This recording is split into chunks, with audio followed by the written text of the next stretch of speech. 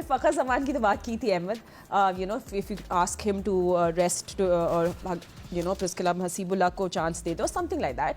What about a middle order और one down भी आते हैं वो जो बाकी प्लेयर्स हैं उनमें से किसी को हम करेंगे रेस्ट करवाएंगे? नाम लेना, नाम क्यों नहीं ले रही? नहीं जैसे बाबर है, रिजवान है, नहीं मुझे मिडिल नहीं, ये टॉप ऑर्डर है. टॉप ऑर्डर पे चले, मिडिल में आ जाते हैं थोड़ी देर में. आइडियली देखिए what I would do in this scenario, मैं साहिबजादा फरहान को रखता. ठीक है, अपने 15 के स्क्वाड में जिस तरह की फॉर्म के अंदर वो हैं, मैं उनको वाइट बॉल के अंदर रखता. फ़खर जमान जिस तरह की फॉर्म के अंदर है, और याद रहे कि जब से वो अनफिट हुए ना, याद रहे उनके घुटने में एक दफा दर्द हुई थी जिसके बाद वो अनफिट हो गए थे, उसके बाद से वो फ़खर जमान नजर नहीं आए हैं. तो उनको भी थोड़ी सी अपने फिटनेस पे काम करने की जरूरत है, थोड़ा रेस्ट भी मिल जाता, जिस तरह वो खुद भी मांगते हैं. डोमेस्टिक खेल रहे थे, थोड़ा लंबा ही खेल लेते तो थोड़ा उनको बिल्कुल होना चाहिए था, क्योंकि अब वो नहीं है. तो हसीबुल्लाह को जरूर ट्राई करना चाहिए और उनको ओपन करानी चाहिए, और फ़खर जमान को कहना चाहिए कि आप थोड़ी सी आपकी फॉर्म पे काम करते हैं, जो भी इस टूर के बाद प्लान बनाना है वो बना लें. फिर हसन नवाज को लाजमी लेके आइए, चाहे उसके लिए हसीबुल्लाह आके कीपिंग कर लेंगे, चाहे उसके लिए आपको रिजवान को कहना पड़े कि कोई बात नहीं रिजवान, आपने 50 कर लिए, इट्स ओके, आप जो है ना अपनी आपकी जगह पक्की है. हसन नवाज को आने दें, उनको आप फिर अबरार को लेके आए. एक ऑलराउंडर कम करना पड़ेगा आपको, अबरार आएगा. फिर हुसैन तलत जो है उनकी परफॉर्मेंस नहीं हो रही, तो किसी ना किसी तरीके से आपको हसन नवाज को, लेकिन हसन नवाज को आपने 6वें पे नहीं लाना है. आप अगर उनको 6वें पे लाएंगे तो कोई एहसान नहीं कर रहे हैं, आपको उनको मैक्स चौथे पे लेके आना है. तो ये कुछ चीजें हैं जो बड़े ब्रेव डिसीजन है. क्या पाकिस्तान की जो टीम मैनेजमेंट है या कप्तान है ये कर पाएंगे? और फिर ये सीरीज तो खत्म हो जाएगी फातिमा, फिर क्या अगली सीरीज जो श्रीलंका और जिम्बाब्वे वगैरह आ रहे हैं, फिर ये सारे सीनियर प्लेयर्स खेलेंगे और फिर ये उनके खिलाफ 50-60 करेंगे और फिर ये कहेंगे कि हमारी एवरेज इतनी है, और फिर जब आईसीसी के खिलाफ जाते हैं तो कोई परफॉर्मेंस नहीं. प्लीज ये टाइम है, टाइम ज़ाया ना करें. पाए के यंगस्टर्स जो हैं ज़्यादा से ज़्यादा डेवलप करने की कोशिश करें, उनको मौका दें. अपने सीनियर प्लेयर्स को ज़बरदस्ती उनको बोलें, उनको बताएं कि आपने डोमेस्टिक ही खेलनी है.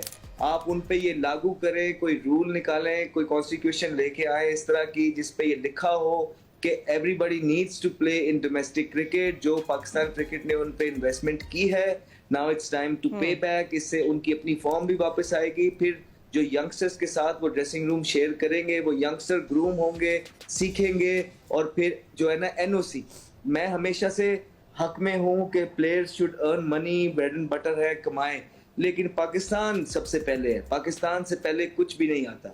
तो पाकिस्तान जिस सिचुएशन के अंदर है, हमारे प्लेयर्स की एनओसी आपको जो है रोकनी पड़ेगी और सबके लिए इक्वल रूल बनाने पड़ेंगे. अदरवाइज जब आप किसी को देंगे, किसी को रोकेंगे, तो इसी तरह का मैस क्रिएट होगा. बहुत हार्ड डिसीजंस है करने वाले. क्या कर पाएंगे, नहीं कर पाएंगे Fatima, we been saying that from last 1.5 year now.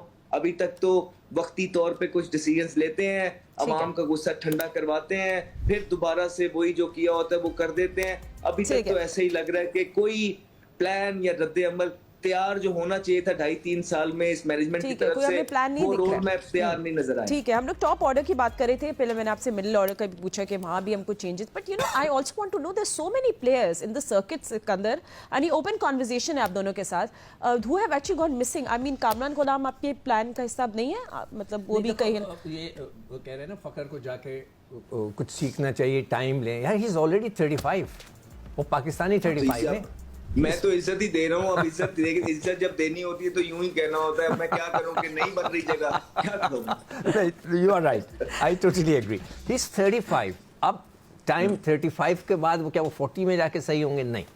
ठीक है, मैंने जो कल लिस्ट बनाई थी उसमें एक इरफान खान नियाजी मिस हो गए थे, जो कि बैट्समैन था. मैंने आपको फोन करके बताया. फातिमा ने मुझे फोन किया कि भाई उसका नाम भी तो डालो. फिर एक और मुझे एकदम से कराया, ताहिर तैयब, वो भी आए थे, वो भी कहीं चले गए. कहाँ?